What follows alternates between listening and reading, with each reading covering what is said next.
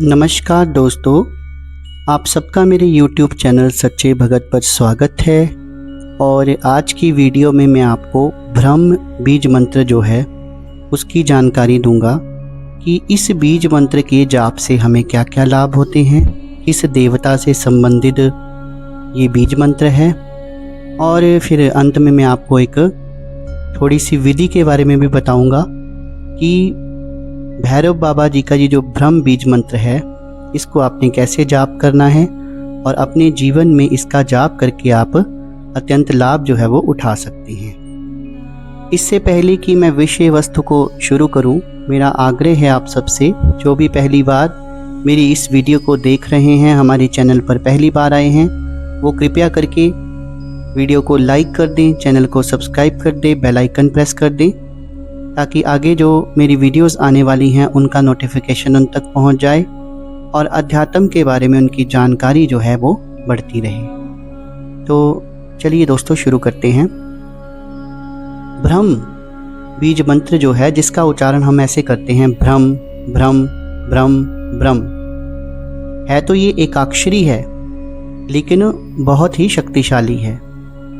ये बाबा काल भैरव जो भैरव जी हैं काशी में जो विद्यमान हैं उनका बीज मंत्र है और भगवान शिव का ही रूप है ये।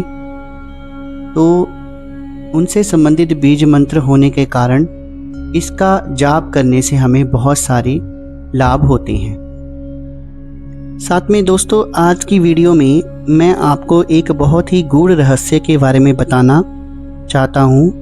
अगर आप शाक्त हैं, यानी कि आप शक्ति की उपासना करते हैं या नए साधक हैं और शक्ति की उपासना करना चाहते हैं, आपको ऐसा लगता है कि माँ ब्रह्मा, माता महाकाली ही हमारी इष्ट हैं, उनको देखकर, उनके भजनों को सुनकर, उनके मंत्रों को सुनकर या उनके मंदिरों में जाकर आप भाव विमुक्त हो जाते हैं और आपको लगता है कि हमने आगे शाक्त पद्धति को ही अपनाना है और शक्ति की उपासना ही करनी है, तो मैं आपको एक राय दूंगा कि आप माता काली के किसी भी मंत्र को जपने से जो आपको दीक्षित हो, उससे पहले आप ये जो ब्रह्म एकाक्षर बीज मंत्र है बाबा काल भैरव का, इसका अनुष्ठान उठाएं। माता महाकाली की तरह काल भैरव भी उग्र शक्ति हैं, अग्नि तत्व है। तो लेकिन इसका मंत्र जपने का एक फ़ायदा ये है कि आपको कभी भी कोई नुकसान नहीं होगा। इसलिए मैं आपको राय दे रहा हूँ कि शक्ति की उपासना जो है वो सीधे हमें कभी नहीं करनी चाहिए। पहले आप 42 दिन का अनुष्ठान उठाएं कि मैंने बाबा के इस मंत्र की 3 माला करनी है या 11 माला करनी है। वैसे कम से कम 51 माला करनी चाहिए। तो 42 दिन का अनुष्ठान उठा के देखें, अगर कोई प्रॉब्लम नहीं होती है और थोड़ी सी क्या होगा कि जब आप 42 दिन का अनुष्ठान उठाकर 51 माला रोज़ करेंगे तो थोड़ा सा भैरव बाबा की कृपा जो है वो आपके ऊपर बन जाएगी और आपको बहुत सारे अनुभव भी हो सकते हैं। बहुत ज़्यादा चमत्कार नहीं होंगे लेकिन अनुभव आपको काफ़ी हो सकते हैं और एक ऑरा आपके आसपास बनेगा। तो ये शक्ति जो है हमें मार्गदर्शन भी करती है कि शक्ति की उपासना कैसे करनी है।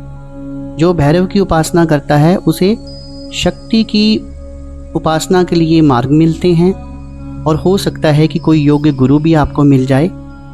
तो पहले 1-2 बार या 2-3 बार इनका अनुष्ठान कर लेना चाहिए। ये मैं एक टिप समझ लीजिए, आप मेरी राय समझ लीजिए, वीडियो के माध्यम से आज मैं आपको देना चाहूँगा। उसके बाद में शक्ति की उपासना जो है वो उठानी चाहिए। तो सबसे पहला फ़ायदा ये होता है कि जो इस बीज मंत्र की उपासना करता है उसको भैरव जी की कृपा तो मिलती है लेकिन उनको देवी की कृपा भी उनके ऊपर हो जाती है। और ये आपने सुना भी होगा कि जो देवी की पूजा अर्चना करता है तो ऑटोमेटिकली भैरव की कृपा भी जो है वो उनके ऊपर हो जाती है। तो सबसे पहले हमें यही फ़ायदा होता है। ये कुछ उसी तरह है जैसे राम की जो पूजा करता है तो भगवान हनुमान की कृपा अपने आप ही उस पर हो जाती है, और अगर आप भगवान हनुमान की पूजा कर रहे हैं तो भगवान राम की कृपा ऑटोमेटिकली ही हमारे ऊपर हो जाती है, क्योंकि भगवान राम के सबसे प्रिय भक्त हैं हनुमान जी। तो इसी तरह सबसे पहला जो फ़ायदा है वो ये है कि इस बीज मंत्र का काल भैरव जी की पूजा करने से देवी की कृपा अपने आप हमारे ऊपर बरसने लगती है। एक जो बहुत बड़ा फ़ायदा इस मंत्र को जपने से ये भी है कि अगर कोर्ट कचहरी में कोई केस है आपका लगा हुआ है और काफ़ी वर्षों से उसका कोई समाधान नहीं हुआ है, तो आपने जब भी इस तरह के केसेस के लिए जाना है तो आप भ्रम शब्द का जाप कीजिए पहले, फिर घर से आप निकलिए तो आपको सफलता जो है वो अवश्य मिलेगी। या फिर कोई ज़मीन जायदाद का अगर कोई झगड़ा है, या फिर कई बार क्या होता है कि हमारे ऊपर इस तरह का तंत्र भी किया होता है कि इसका एक्सीडेंट हो जाए, बार बार हमारी गाड़ी का एक्सीडेंट होता है लेकिन हम बच जाते हैं। तो इस तरह के मामलों में भी यदि आप इस बीज मंत्र का जाप करके घर से निकलते हैं तो ये शक्ति जो है अचानक होने वाले एक्सीडेंट जो होते हैं उनसे भी हमारी रक्षा जो है वो करती है। काला जादू, ब्लैक मैजिक जो कर दिया जाता है, ताकि क्यों किया जाता है, षटकर्म क्यों किए जाते हैं, मारण, मोहन, वशीकरण, उद्वेशन, उच्चाटन और स्तंभन जो होते हैं, ये षटकर्म जिन्हें हम कहते हैं, वो इसलिए किए जाते हैं कि या तो व्यक्ति की मृत्यु हो जाए या घर में कलह क्लेश बढ़ जाए और घर में रोग लग जाएं, या फिर अगर आपका कोई अच्छा बिजनेस चल रहा है तो वो ठप हो जाए। ये सारा ईर्ष्यावश ही इंसान जो है वो करते हैं। तो इस तरह के जो क्रियाकलाप हैं उनसे भैरव बाबा जी हैं वो प्रोटेक्शन देते हैं, और जो इस मंत्र का जाप करता है उसके ऊपर कोई भी काला जादू, मूठ, घात, चौकी जो है वो नहीं चल सकती। ये भी बहुत बड़ा फ़ायदा होता है।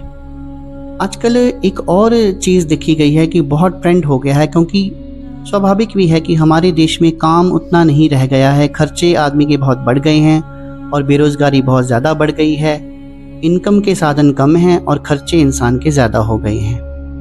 तो ज़्यादातर लोग जो हैं वो आजकल विदेशों में शिफ्ट हो रहे हैं, कनाडा, अमेरिका, इंग्लैंड, जर्मनी जैसे देशों में सेटल हो रहे हैं, क्योंकि वहाँ की करेंसी हमारे से ज़्यादा होती है और वहाँ पर वो उनको काम भी मिल जाता है। तो वो करेंसी अगर थोड़ी भी कमाएं तो इंडिया में आकर डबल हो जाती है।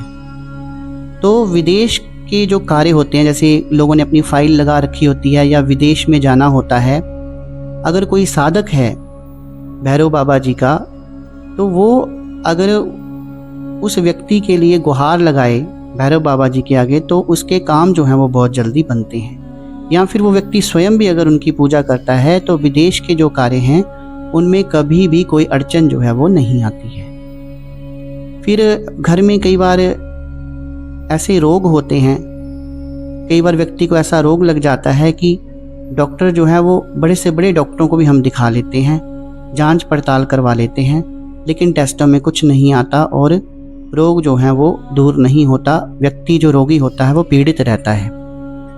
तो इस मंत्र के जाप करने से क्या होता है कि गुप्त से गुप्त रोग भी और जटिल से जटिल रोग भी जो है वो ख़त्म हो जाते हैं। कई बार देखा गया है कि लोगों को स्किन की ऐसी ऐसी प्रॉब्लम्स थी जिनका कोई हल नहीं था, लेकिन इस बीजाक्षर मंत्र के जाप से उनकी स्किन की प्रॉब्लम्स भी चली गई। तो ऐसा भी देखा गया है। और एक बहुत बड़ी बात यह है कि देवी देवताओं की कृपा जो है वो साधक के ऊपर हमेशा बनी रहती है, क्योंकि जो भैरव की पूजा करेगा तो देवियों की कृपा उसके ऊपर अचानक से बनना शुरू हो जाती है। जब देवियों की कृपा होती है तो देवियाँ तो वैसे ही सभी देवी देवताओं की पूजनीय हैं, तो सभी देवी देवताओं, चाहे वो लोक देवी देवता हैं, कुल देवी देवता हैं, चाहे वो मुख्य देवी देवता हैं, तो सभी की कृपा जो है उस व्यक्ति के ऊपर हो जाती है। तो बहुत सारे मतलब फ़ायदे हैं इस ब्रह्म बीजाक्षर मंत्र के जपने के। बहुत आसान मंत्र है, छोटा मंत्र है और आप ज़्यादा से ज़्यादा माला जो है इसकी रोज़ कर सकते हैं। तो मैं चाहता हूँ कि आप भी इस बीज मंत्र का जाप करें और अपने जीवन, जिस व्यक्ति को जो हर चीज़ करके हार चुका है और अपने जीवन की एक नई शुरुआत करना चाहता है, तो मेरी बात ये याद रखना, अपने दिमाग में रखना, जो भी व्यक्ति काल भैरव जी की इस बीजाक्षर मंत्र से पूजा पाठ शुरू कर देंगे तो उनके जीवन में बहुत बड़ा परिवर्तन आएगा, जीवन की नई शुरुआत होगी, जीवन में खुशहाली होगी, धन धान्य की कभी कमी नहीं होगी। पर आपको नियमित होकर उनका पूजा पाठ जो है जो आपको करना होगा, और बड़े से बड़ा किया गया काला जादू भी जो है वो खत्म हो जाएगा, उसकी पलटवार हो जाएगी। अब अंत में आपको मैं बाबा काल भैरव की पूजा कैसे की जाए उसके बारे में कुछ थोड़े से टिप्स देना चाहूँगा, या अपना मशवरा देना चाहूँगा कि उसमें बेसिकली क्या है। बेसिकली बाबा भैरव की पूजा तो वैसे आप किसी दिन भी शुरू कर सकते हैं, पर अगर आप मंगलवार या शनिवार को शुरू करें तो बहुत उत्तम माना गया है, और शनिवार का दिन तो बहुत ही उत्तम माना गया है उनकी पूजा के लिए। वैसे तो आप इनकी पूजा कभी भी शुरू कर सकते हैं। तो जिन्होंने कभी पहले कोई साधना सिद्धि नहीं की है तो सिर्फ वो सबसे पहले एक काले रंग का आसन ले लें। वो काले रंग का कंबल भी हो सकता है या कोई भी आसन हो सकता है। वो काले रंग का एक आसन ले लें। एक हकीक की माला आती है काले रंग की, वो मार्केट में मिल जाती है, ऑनलाइन भी मिल जाती है, और आप अगर अभिमंत्रित चाहते हैं तो हमारे से भी मंगवा सकती हैं। तो वो माला आपने लेनी है काले रंग की, और आप जब आसन के ऊपर बैठेंगे तो कोई आपके शरीर के ऊपर कोई भी काले रंग का कपड़ा होना चाहिए। अगर आपने काले रंग का कपड़ा नहीं पहना है तो आप कोई गमछा भी अपने कंधों पे रख सकते हैं काले रंग का। फिर आपने एक तेल का दीपक बाबा भैरव जी के नाम का जलाना है। घी का दीपक आपने इस्तेमाल नहीं करना है। पंचो उपचार यानी कि उनको खाने के लिए आप क्या दे सकते हैं, स्वीट्स दे सकते हैं या फ्रूट्स दे सकते हैं, वो उनको आपने ऑफर करना है। और उनको आपने तिलक लगाना है सिंदूर से। अगर आप उनको एक तीली से थोड़ा सा सिंदूर लेके भी लगा देंगे तो वो उनको स्वीकार है। धूप करना है आपने, अगरबत्ती आप जला सकते हैं। तो इस प्रकार से इसको कहते हैं कि हमने पंचोपचार से उनकी पूजा जो है वो कर ली है। एक लोटा जल आपने अपने पास रखना है। अगर आप चाहें तो उसमें थोड़ा गंगा जल भी डाल सकते हैं। फिर आपने पहले उनके किसी एक स्रोत का पाठ करना है। तो काल भैरवाष्टकम जो स्रोत है, भैरवाष्टकम, वो सबसे उत्तम है। उनके एक स्रोत का पाठ कीजिए।